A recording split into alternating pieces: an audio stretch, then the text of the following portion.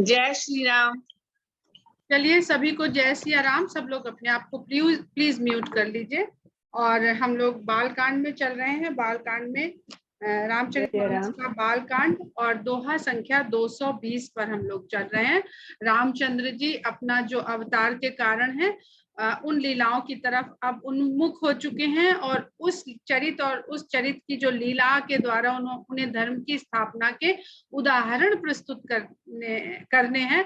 उसका एक प्रसंग हो चुका है, सिद्धाश्रम और अहिल्या का उद्धार। सिद्धाश्रम की मुक्ति और अहिल्या का उद्धार हो चुका है और अब भगवान राम जनकपुरी पहुंच चुके हैं, जहां से अब उनकी लीला पूर्णतः शुरू होगी, क्योंकि अभी उनके साथ उनकी आदि शक्ति का समावेश नहीं हुआ है।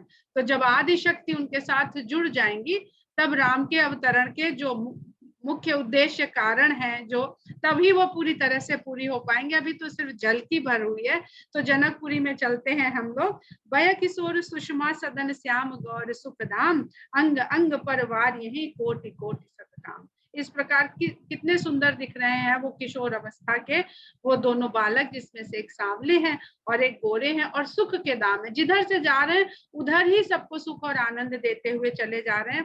किसी को सुख के लिए, जब हम भगवान के निकट होते हैं तो सुख के लिए हमें अन्य साधनों की आवश्यकता नहीं पड़ती है, क्योंकि भगवान स्वयं में सुख के धाम है। हम उनसे कनेक्ट ही नहीं होते। जैसे ही हमें उनकी निकटता मिलती है तो हमें सुख की अनुभूति होने लगती है। अंग अंग परवार यही कोटि कोटि सतकाम। इतने सुंदर उनके शरीर के अंग प्रत्यंग हैं कि एक एक अंग में 100 करोड़ कामदेव निछावर किए जा सकते हैं। कहु सखी अस को तनुधारी, जो न मोह यह रूप निहारी। अब जो मिथिला की स्त्रियां हैं वो आपस में किस प्रकार बातचीत कर रही हैं। एक कहती है कि हे सखी सुनो, ऐसा कौन होगा जगत में, संसार में, जो इस रूप को देख करके मोहित नहीं हो जाएगा। यहाँ पर भगवान राम के जो प्रेम भावना है उस भावना का वर्णन हो रहा है। तो सप्रेम बोली मृदुबानी, जो मैं सुना सो सुनो सयानी। एक प्रेम से मीठी वाणी में कहती है कि म्यूट करिए, प्लीज म्यूट करिए। जो मैंने सुना है मैं तुम्हें वो बताती हूँ, वो ध्यान से सुनो। मतलब जब बातचीत होती है ना, 8-10 लोग इकट्ठे हो जाते हैं तो, और कोई ऐसा विषय जिससे सब रिलेट कर रहे हो, तो सब ये बताना चाहते हैं कि हमको इस टॉपिक में ज्यादा नॉलेज है, देखो हम बता रहे हैं, उस बात को सुनो। तो वही यहाँ पर भी उसी तरह का मनोविज्ञान चल रहा है। कहती है कि ए दो दशरथ के ढोटा, बाल मरालन के कल जोटा। मैंने सुना है कि ये दोनों दशरथ के पुत्र हैं, जो राज हंस, बालक छोटे शिशु राजहंस की बात जोड़ा बनाए हुए यहाँ मिथिला की गलियों में चले जा रहे हैं, विचरण कर रहे हैं। मुनि कौशिक मख के रखवारे, जिन रन अजिर निशाचर मारे।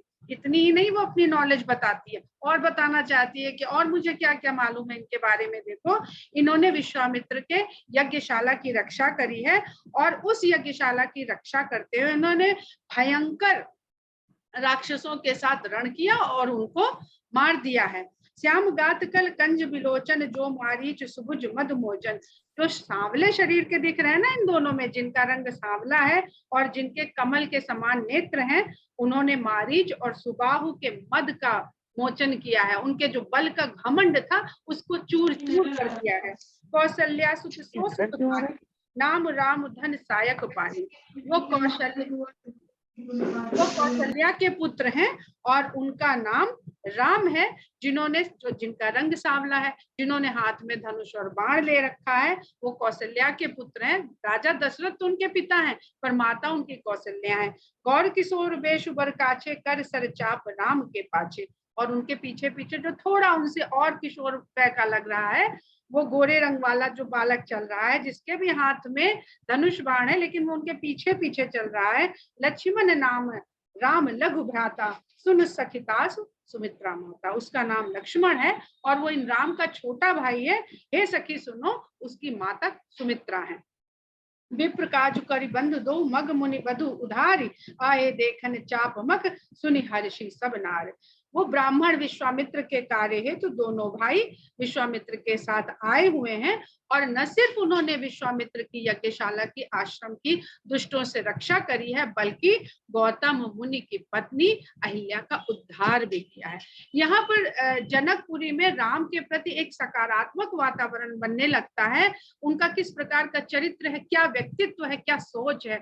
तो कोई भी जब अपनी कन्या का, अपनी पुत्री का विवाह करता है तो सब कुछ देखता है, लेकिन अगर उसके व्यवहार में, स्वभाव में एक भी बात कोई बता दे कि लड़का है तो बहुत पैसे वाला, बड़े ऊंचे पद पर है, ये है वो है, पर गुस्सैल बहुत, उठाता है धनुष बाण और किसी का भी वध कर देता है, तो माता पिता कभी उसका विवाह अपनी कन्या का वहां नहीं करना चाहेंगे कि क्या पता कभी धनुष बाण उठाए और हमारी कन्या के ऊपर एक क्रोध इस तरह से निकाल दे। तो तुलसीदास जी किस प्रकार से पूरी रचना रचने लगते हैं आगे होने वाले प्रसंग की। और अहिल्या के पुत्र जो शतानंद जी हैं, वो जनकपुरी के राज पुरोहित हैं, जनक के दरबार के।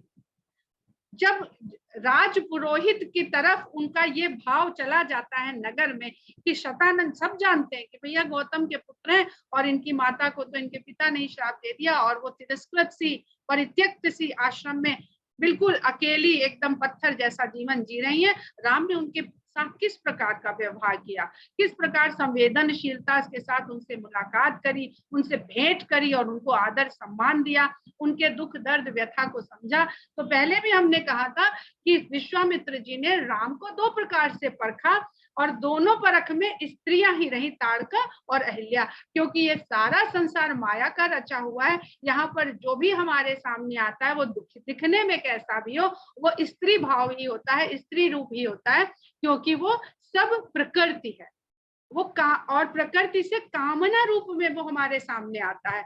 तो किस प्रकार की कामना को देख करके सामने हम किस प्रकार व्यवहार करते हैं, यही राम के इस चरित्र से देखने और समझने को मिलता है। आए देखन चाप मख सुनि हर्षि सबनार। और वहां से जब इनके सब काम हो गए तो विश्वामित्र इनको ये यज्ञशाला और धनुष यज्ञ का जो इतना बड़ा आयोजन हो रहा है उसे देखने के लिए ये यहाँ आए हैं। तो ये बात सुनते ही सभी स्त्रियों में बड़ा हर्ष की लहर दौड़ जाती है।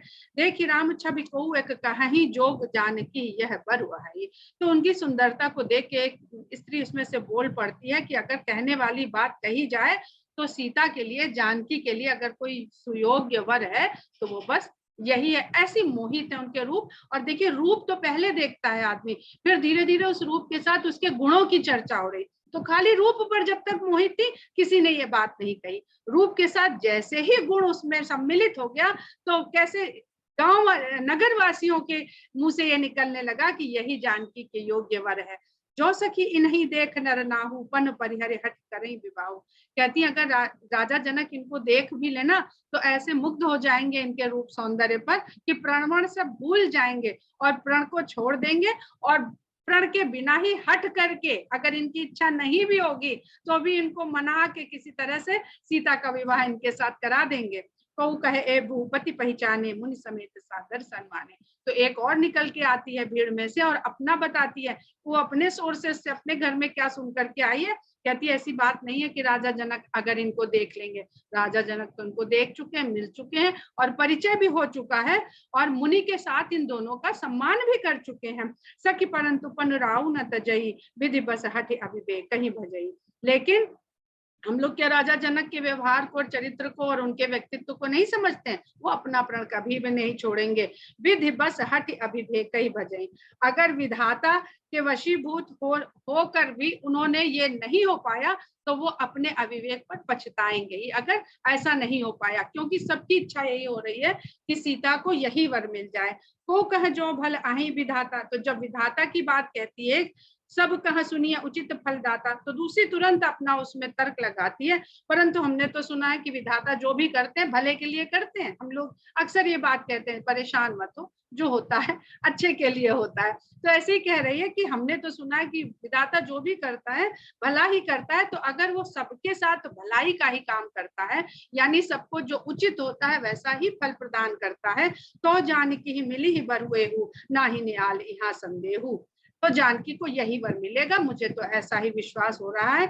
नहीं तो फिर अगर विधाता नहीं चाहेगा तब फिर तो मुझे संदेह है, क्योंकि जनक जी तो ऐसा प्रण ठाने बैठे हैं, जो विधि बस अस बने संजोगु तो कृत कृत्य होई सब लोगु। अगर विधाता ऐसा संयोग कर दे कि इसका विवाह सीता के साथ, जानकी के साथ हो जाए, तो ये समझ लेना हम सब कृतार्थ हो जाएंगे। क्यों? सखी हमारे आरती अति ताते कबहु के ए आ वही एही नाते। क्योंकि ये सोच सोच के ही हमको अधीरता हो रही है कि जब अगर इनका विवाह हो गया तो ये इस नाते के निभाने के हेतु तो ससुराल में कभी कभी तो आया करेंगे और हम इनका सानिध्य और दर्शन पा सकेंगे। इस पर बड़ा ही सुंदर कविता सिंह जी भजन गाती हैं। अब की मंगल को हम उनसे रिक्वेस्ट करेंगे कि वो उस भजन को गाएं, क्योंकि यही प्रसंग चल रहा है हम लोगों का। नहीं तो हम कहूँ सुनो सकीन कर दर्शन दूरी, यह संघट तब होई जब पुण्य पुराकृत दूरी। कहती है नहीं तो अगर ये विवाह नहीं हुआ राम और जानकी का तो इनके दर्शन करना हमारे लिए तो कल्पना से, सपने से भी परे की बात होगी। यह संजोग लेकिन बनेगा तब जब हमारे भी पुण्य कर्म यहाँ पर फलदायी होंगे। यानी एक व्यक्ति के पुण्य फल से जगत में भगवान का अवतरण और कल्याण के कार्य नहीं होते हैं। जब पूरी सृष्टि में अनेक लोग इस इच्छा से, इस कामना से भर जाते हैं कि अपने पुण्य कर्मों का फल किसी और संसार के कल्याण के लिए देने को तत्पर हो जाते हैं, तब भगवान वहां पर प्रकट होते हैं, अवतरित होते हैं। बोली अपर कहे सखिनी का, यही बियाह अतिहित सबई का। तो दूसरी सखी कहती हाँ तुम्हारी बात तो ठीक है, क्योंकि अगर यह ब्याह हुआ, ये विवाह हुआ, उसी में सबका हित है। को कह शंकर चाप कठोरा, ए श्यामल मृदुगात किशोरा। तो एक कह पड़ती है बात तो तुम लोग सब लोग सही कर रही हो, बड़ा अच्छा रहेगा अगर जानकी और राम का विवाह हो जाए, लेकिन शिव धनुष के बारे में जानती हो, कुछ सुना है तुमने? कितना कठोर है वो, कितना कठिन है उसको हिला भी पाना। और इनका देख लो रूप रंग और छवि देख लो, ये तो बिल्कुल सावले गोरे और कोमल अंगों वाले हैं। अभी तो इनकी अवस्था भी ऐसी नाजुक सी है, बच्चे से ही लग रहे हैं, और कैसे कैसे बड़े बड़े राजा महाराजा आके डेरा डाल रहे हैं, तो वो लोग सब देख रही है। रोजी रोजी जनक में किसी ना किसी का रथ आके रुक रहा है, टिक रहा है। सब असमंजस अहि से आनी, यह सुन अपर कहे मृदुबानी। सबको असमंजस में देख करके एक थोड़ा जो सयानी, जो ज्ञानी टाइप की उनमें सखी थी, वो बड़े मधुर वचन में कहती है, सखी इन कह को अस कहाही, बड़ प्रभाव देखत लघु कहाही। कहती मैंने तो इनके बारे में लोगों को ये भी कहते सुना है कि इनके इस सुंदर रूप रंग और कोमल अंगों पर मत जाओ, ये देखने में भले छोटे लग रहे हैं, बालक किशोर लग रहे हैं, पर इनका प्रभाव बहुत ही बड़ा है। परस जासु पद पंकज धूरी, तरी अहिल्या कृत अघभूरी। जिसके चरणों की धूल लगने से, यानी जिससे केवल भेंट हो जाने से, राम की अहिल्या से केवल भेंट हो जाने से इतना प्रभाव, यहाँ प्रभाव की बात हो रही। यहाँ पे आप जो दृश्य खींचा जा रहा है उसके पीछे क्या कहना चाह रहे हैं सामाजिक व्यवस्था के बारे में, उसको समझने का प्रयास कीजिए कि जिस अहिल्या को उसके कृत्य के कारण समाज ने पापी घोषित कर दिया और उसको समाज से तिरस्कृत करके देश निकाला, क्या बिल्कुल एकदम उजाड़ में, वो जगह छोड़ के चले गए, उसको देश निकाला नहीं किया, उसको वहां छोड़ के चले गए। ऐसा जिसका सोशल बायकॉट हुआ, ऐसे राम का प्रभाव कि जब राम ने उससे भेंट कर ली तो सारे समाज ने अहिल्या को स्वीकार कर लिया, उसे वही मान सम्मान गरिमा पुनः प्राप्त हो गई। तो ऐसा इनका प्रभाव है। सो कि रहि बिन शिव धनु तोरे, यह प्रतीत परिहरि अनभोरे। मुझे तो जब ये पता चली है बात जब से, तो मुझे ये विश्वास हो गया है, और तुम सबको भी इसमें एकदम अपना विश्वास बनाए रखना चाहिए कि ये शिव धनुष को तोड़े बिना रहने वाले हैं नहीं। जय बिरंच रच सिय सवारी, तय श्यामल बर रचो बिचारी। जिस विधाता ने सीता जी को रचा है, उन्होंने ही उसके लिए इस श्यामल वर्ण के सुंदर वर को भी रचा है। तासु बचन सुनी सब हर्षानी, ऐसे ही हो कहीं मृदुबानी। अब जैसे कोई कन्वर्सेशन होता है तो उसमें सब तरह की बात होती है, तो कोई आपको नेगेटिव थॉट्स देता है और कोई पॉजिटिव थॉट्स देता है, तो जैसे ही आपको कोई पॉजिटिव थॉट देता है, होप देता है, उम्मीद देता है, तो आप संतुष्ट हो जाते हो और कहते हो हाँ हाँ ये बहुत अच्छा है, ऐसा ही होगा। तो सब हर्षित हो गई और कहती हैं कि जो तुम कह रही हो काश ऐसा ही हो जाए, यही सत्य हो जाए। ही हर सही बर सही सुमन सुमुख सुलोचन वृंद, जाहि जहां जहां बंद तो तह तह परमान। अब देखिए क्या दृश्य था कल जब हम लोग पढ़ रहे थे। ये वो स्त्रियां हैं जो अपने घरों के झरोखों से देख रही हैं, तो वहां पर ये सब वार्तालाप चल रहा है और फिर हृदय में हर्षित होकर वो वहां से सभी की सभी नारियां फूलों की वर्षा करती हैं और जहां जहां ये दोनों भाई जा रहे हैं वहां पर सबको परम आनंद की अनुभूति हो रही है। पूरब दिस गे दो भाई जहाँ धनमुख हित भूमि बनाई। इस तरह वहां जनकपुरी में विहार करते हुए दोनों भाई पूर्व दिशा की ओर पहुंचते हैं, जहां धनुष यज्ञ के लिए पूरी यज्ञशाला आयोजन स्थल बनाया गया है। स्टेडियम की तरह की एक संरचना तैयार की गई है। अति विस्तार चारु बच भारी विमल बेतिका रुचिर सवारी। चारों ओर से बहुत लंबा चौड़ा मंच बनाया गया है, जिसमें बीच में एक आंगन है और उस आंगन के बीच ऊपर एक बड़ी ही सुंदर वेदिका बहुत ही रुचि से बनाई गई है। 24 कंचन मंच विशाला रचे जहां बैठे महिपाला। और उस वेदिका के चारों ओर सोने के बड़े बड़े मंच और उन पर सोने के सिंहासन रखे हुए, जहां पर सभी आमंत्रित राजा लोग विराजमान होने वाले हैं होंगे। कहीं पाछे समीप चहुपासा अपर मंच मंडली बिलासा। और जहां राजा लोगों को आसन लगा है उसके पीछे फिर चारों ओर से सभी के बैठने के लिए, सभी नगर वासियों के लिए और अन्य लोगों के बैठने के लिए व्यवस्था करी गई है चारों ओर से। बिल्कुल स्टेडियम का आप लोग यहाँ पर अपने दिमाग में खाका खींच लीजिए और उसी की संरचना का यहाँ पे वर्णन तुलसीदास जी कर रहे हैं। कछुक ऊंची सब भांति सुहाई बैठे नगर लोग जह जाई। और ढाल से वो ऊंचाई की ओर बढ़ती हुई जा रही है, जिसमें नगर के सभी लोग बैठ सकेंगे और इस आयोजन का आंखों देखा हाल देख सकेंगे। दिन के निकट विशाल सुहाए धवल धाम बहुवरन बनाए। अब क्या होता है जब क्रिकेट का मैच होता है तो जिनको एंट्री नहीं मिलती है, टिकट नहीं मिलता है, वो बाउंड्री पर चढ़ जाते हैं या आसपास जो वृक्ष लगे होते हैं उनमें चढ़ के स्टेडियम का हाल देखने लगते हैं, या जिनके घर होते हैं उस पेरीफेरी में वहां जा जाके घुस के और छतों से और कहां से ये सबको देखते रहते हैं। तो वहां वैसी व्यवस्था पहले से करा दी गई है कि इस आयोजन स्थल में अगर पूरे दर्शक नहीं आएंगे तो उसके चारों ओर के जो भवन थे उनको बढ़िया श्वेत रंग से रंग पुतवा कर साफ सुथरा करवा कर और ऐसी व्यवस्था कर दी गई थी कि वहां से भी बैठ के सभी लोग इस दृश्य को देख सकें। जहां बैठे देखें सब नारी जथा जोग निज कुल अनुहारी। और इस प्रकार की व्यवस्था थी कि अपने अपने प्रोटोकॉल के अनुसार लोग वहां पर बैठ करके इस आयोजन को देख सकें। पूर्व बालक कहीं कहीं मृदु बचना सादर प्रभु ही देखा वही रचना। अब जब रामचंद्र जी वहां पहुंचे हैं तो हम लोगों को याद है कि जहां जहां से वो जा रहे थे उनके पीछे पीछे बालकों के झुंड जुड़ते चले जा रहे थे, उनके साथ साथ उनके प्रेम और सौंदर्य में मोहित होके। तो जब वहां बैठ गए हैं तो वो बालकों का झुंड चारों तरफ से राम को घेरे हुए है और मीठे वचन कह कह करके उनको सारी चीजें दिखा रहा, कोई ये बता रहा, कोई वो बता रहा है।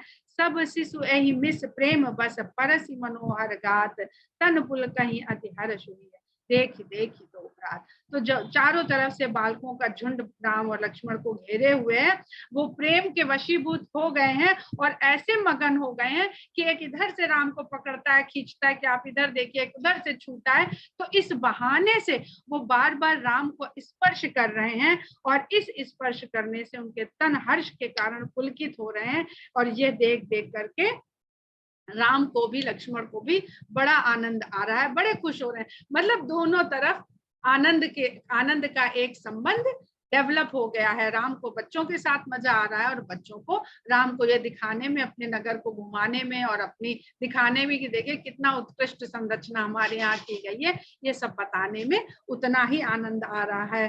शिशु सब राम प्रेम बस जाने, प्रीति समेत निकेत बखाने। ये जो बच्चे हैं ये भगवान के भक्त का प्रतीक है और राम तो ब्रह्म है ही। तो इस तरह से जब आप इस भाव को समझेंगे तो और आनंद आएगा और समझ में आएगा कि शिशु सब राम प्रेम बस जाने, प्रीति समेत निकेत बखाने। रामचंद्र जी ने सबको जब देखा कि सब कितने प्रेम से हमें दिखा रहे हैं एक एक चीज को, तो वो बहुत प्रशंसा करते। जो कोई भी उन्हें जो चीज दिखा देता है कि इधर देखिए, इधर ये कितना सुंदर बनाया, तो वो उतने ही आश्चर्य से उधर देखते हैं और बड़ी प्रशंसा करते हैं, जैसे उन्होंने कभी इस तरह की संरचना, इस तरह की बनावट देखी ना हो। निज निज रुचि सब ले ही बुलाई, सहित स्नेह जाई दो भाई। कोई उधर से पुकार की आवाज देता है कि इधर आइए जरा, ये देखिए, ये तो देखिए कितना सुंदर है। तो जिधर बुलाते हैं बच्चे उनको, उधर ही प्रेम से दोनों भाई चले जाते हैं, और जो जो बता रहे हैं, किसी का मन, किसी का दिल नहीं तोड़ रहे हैं। राम देखा वही अनुज ही रचना, कही मृदु मधुर मन हर बचना। और जब बच्चे राम को बता देते हैं, दिखा देते हैं, तो राम उसी स्नेह से वो सब चीजें लक्ष्मण को दिखाते हैं और बताते हैं। तो जो बताने वाले, दिखाने वाले बालक हैं, उनको ऐसा फील होता है कि भगवान ने या राम ने उनकी सब बातों को बहुत ध्यान से सुना है और बड़ी रुचि ली है, और सब समझ में आ गया है जो हमने उन्हें बताया। तो किस तरह से एक संपर्क के द्वारा दोनों में संबंध स्थापित हो रहा है। लव निमेश मोह भुवन निकाया, रचई जासु अनुशासन माया। जिसके अनुशासन को मानते हुए ही माया लव निमेश में, पलक जो गिरने का समय होता है, इससे भी कम समय में जाने कितने लोगों का निर्माण कर देती है। भगत हेतु सोई दीन दयाला, चितवत भक्तों के प्रेम के कारण वही दीन दयाल प्रभु इस यज्ञशाला की संरचना को चकित हो करके देख रहे हैं। अच्छा, ऐसे कैसे बना लिया गया, इतना सुंदर कैसे बन गया, इतनी जल्दी कैसे बन गया। इस तरह से भगवान वहां पर बिल्कुल मनुष्य के बाद अपना व्यवहार प्रदर्शित कर रहे हैं। कौतुक देख चले गुरु पाही, जान विलंब उतरास मत माही। अब बालकों को संतुष्ट करने में थोड़ी देर हो गई, तो ये सब रचना देखने के बाद भगवान ने जाना कि अब देर हो रही है, और मन में उनके डर लगने लगा कि गुरु से तो कह के आए थे कि बस अभी घुमा के ले आएंगे जल्दी से, क्योंकि दिन का बस एक पहर बचा था, तो देर हो रही है, ऐसा मन में सोचते ही जास उतास डर कहूं डर होई, भजन प्रभाव देखावत।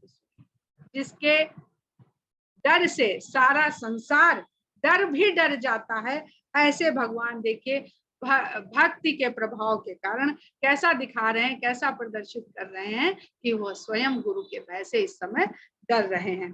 कही बातें मृदु मधुर सुहाई, किए विदा बालक बरियाई। और बड़े प्रेम से उन्होंने बालकों को समझा बुझा के किसी तरह से हट पूर्वक वापस भेजा कि अब तुम जाओ, हमको देर हो रही है, हमारे गुरु हमसे नाराज हो जाएंगे, तुम देर तक घूम रहे हो, जैसे तुम्हारे माता पिता तुमको डांटेंगे, ऐसे ही हम अभी जाएंगे तो हमें भी डांट पड़ेगी। तो इस तरह से बहुत समझा बुझा करके, इसी को कहते हैं कि नर लीला कर रहे हैं भगवान। सब है सप्रेम विनीत अति सकुच सहित दो भाई, गुरुपद पंकज नाई, सिर बैठे आए सिपाही। तो इस तरह देर हुई जान करके प्रेम के साथ और भय के साथ बड़े विनम्र भाव से दोनों भाई गुरु के पास पहुंचते हैं, डरे सहमे से कि गुरु जी देर हो गई, कहा तो हमने था मगर थोड़ा देर हो गया।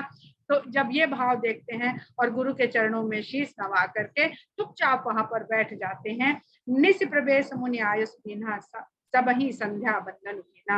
और इस प्रकार रात्रि का प्रवेश काल में हो चुका है, और गुरुदेव सबको आज्ञा देते हैं, और उनकी आज्ञा से सब लोग संध्या बंदन के लिए चले जाते हैं। कहत कथा इतिहास पुरानी, रुचिर रजनी जुग जाम सिरानी। इस प्रकार बातचीत करते हुए संध्या बंदन के बाद इतिहास कथाएं, पुरानी वार्तालाप, प्रसंगों की चर्चा करते हुए रात्रि के 2 प्रहर बीत जाते हैं। मुनि बर शयन कीन तब जाई, लगे चरण चापन दो भाई। इस प्रकार जब रात के 2 पहर बीत गए तो विश्वामित्र मुनि शयन करने के लिए चले जाते हैं, और दोनों भाई विश्वामित्र के चरण दबाने लगते हैं। जिनके चरण सरोरु लागी, करत विविध जप जोग विरागी। जिनके चरण कमलों में ध्यान लगाने के लिए योगी, तपस्वी, वैरागी कितने कितने योग करते हैं, विभिन्न विभिन्न प्रकार की तपस्याएं, योग, यत्न करते हैं। कई दो बंधु प्रेम जन जीते, गुरु पद कमल पलोटत पीते। वे दोनों भाई प्रेम के कारण देखिए तो गुरु के चरणों को दाबते हुए बैठे हैं। बार बार मुनि आज्ञा दीनी, रघुबर जाई शयन तब कीनी।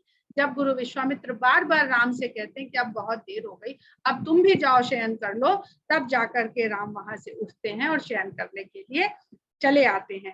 चापत चरण लखन उर लाए, सब है सप्रेम परम सच उपाए। पुनि पुनि प्रभु कह सोवहु ताता, पौढ़े धरि उर पद जल जाता। जब रामचंद्र जी आ जाते हैं लेटने के लिए, तो लक्ष्मण जी उनके चरणों को अपने हृदय तक रख करके और उनके चरण दबाने लगते हैं। सभय सप्रेम परम सच पाए, वो भय में भी हैं और प्रेम में भी हैं। यहाँ पर ब्रह्म और जीव को के संबंध को दिखाया जा रहा है।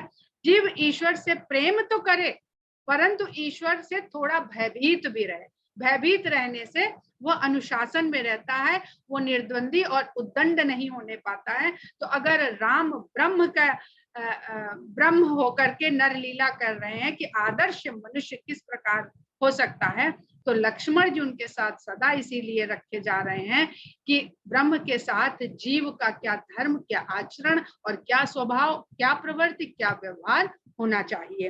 पुनि पुनि प्रभु कह सोवहु ताता, पौढ़े धरि उर पद जल जाता। जब रामचंद्र जी बार बार लक्ष्मण से सोने जाने के लिए कहते हैं, तब वो उनके चरण कमलों में को हृदय में धारण करके सोने के लिए चले जाते हैं, लेट जाते हैं। उठे लखन उन्नीस विगत सुने, अरुण शिखा धुनि कान, गुरु ते पहले ही जगत पति जागे राम सुजान। और जब निशा पूरी हो जाती है और मुर्गे का स्वर सुनाई देता है, अरुण शिखा कहते हैं जिसकी शिखा माने चोटी, शरीर में जो सबसे ऊंचा स्थान होता है, शरीर में जो सबसे ऊंचा स्थान होता है कहा जाता है। इसीलिए पर्वत में शिखर होता है और मनुष्यों के जीवों में यहाँ शिखा रखते हैं, जिसको चोटी, जिसको शिखा कहते हैं। तो अरुण शिखा जिसकी लाल रंग की चोटी होती है, यानी मुर्गा। मुर्गा हम लोग इतना बोलने लगे हैं कि हिंदी में अरुण शिखा भूल ही चुके हैं। तो जब मुर्गा बांग देता है, हम लोग अपनी बोलचाल की भाषा में कहें, तो सबसे पहले निशा चली गई है ये जानते हुए लक्ष्मण जी उठ बैठते हैं और लक्ष्मण जी से बाद पर गुरु से पहले, लक्ष्मण जी के बाद पर गुरु से पहले जगत के स्वामी ज्ञानी राम भी जाग उठते हैं। सकल सोच करी जाई नहाए, नित्य निबाही मुनि सिरनाए। दैनिक क्रिया से निवृत्त होकर के फिर दोनों भाई आकर के मुनि को शीश नवाते हैं, प्रणाम करते हैं। समय जानी गुर आय सुपाई, लेन प्रसून चले दो भाई। और अब स्नान हो चुका है और गुरु की पूजा का समय हो गया है, यह जानते हुए समझते हुए गुरु की आज्ञा पाकर के दोनों भाई गुरु की पूजा करने के लिए फूल लेने के लिए चल पड़ते हैं। भूप बाग बर देखे जाई, जहां बसंत ऋतु रही लो भाई। और जाकर के राजा जनक के नगर में स्थित सुंदर बाग को देखते हैं, जहां ऐसा लग रहा है कि वसंत ऋतु पूरे में फैली हुई है, जिसको देख करके मन लुभा जाता है। इतनी सुंदर बगिया है वो। लागे बिटप मनोहर नाना, बरन बरन बरबेली बिताना। इतने बड़े बड़े सुंदर वृक्ष वहां पर लगे हुए हैं और विभिन्न विभिन्न प्रकार की बेलें जो हैं उन पेड़ों पे चढ़ चढ़ के बिल्कुल वितान जैसा, शामियाने जैसा, तंबू जैसा वहां पर रच दिया है कि आप जाइए तो कहीं धूप वूप नहीं लगेगी। बढ़िया सुंदर शीतल वातावरण उस बागीचे का है। नव पल्लव फल सुमन सुहाए, निज संपत्ति सुर रूख लजाए। चातव कोकिल कीर चकोरा, पूजत बिहग नटत कल मोरा। सभी वृक्षों पे नए नए सुंदर चमकीले पत्ते लगे हुए हैं और अच्छे अच्छे फूल खिले हुए हैं। अपनी इस प्रकार की संपत्ति को देख करके, जिस प्रकार जनकपुरी में वाटिका का जो सौंदर्य है उसको देख करके कल्प वृक्ष भी अपने आप को कमतर समझ रहा है।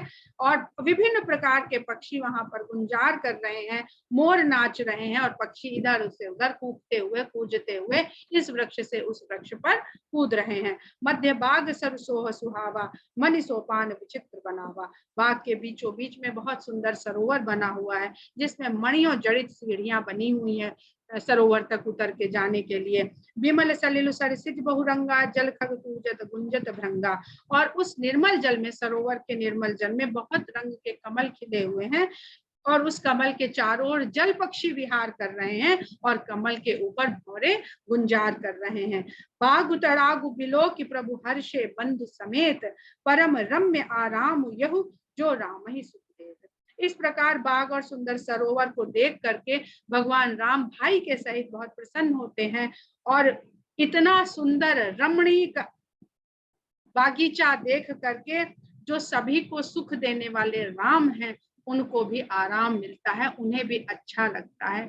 तो जब हम सबसे अधिक हम शांति का अनुभव कब करते हैं और भगवान के सबसे अधिक निकट कब महसूस करते हैं, जब हम प्रकृति के समीप होते हैं। और प्रकृति के सुंदर से सुंदर रूप के प्रति होते हैं। और जहां पर सीता स्वयं विराजमान है, आदिशक्ति स्वयं सीता के रूप में विराजमान है, उस स्थान पर जाके जो उनकी ऊर्जा है, क्योंकि यहाँ पर भगवान नर वेश में है और नर लीला कर रहे हैं, तो हम कहीं जाते हैं ना, कहते हैं वहां की एनर्जी बहुत अच्छी थी, हमको ऐसे वहां जाके लगा कि बहुत पॉजिटिव एनर्जी, हमें बड़ी खुशी हुई, वाइब्स बहुत अच्छे थे वहां पर। तो ऐसे ही राम को वहां जाकर के एक विश्राम का, एक सुकून का, एक शांति का बहुत सुंदर उनके मन में भी भाव आता है।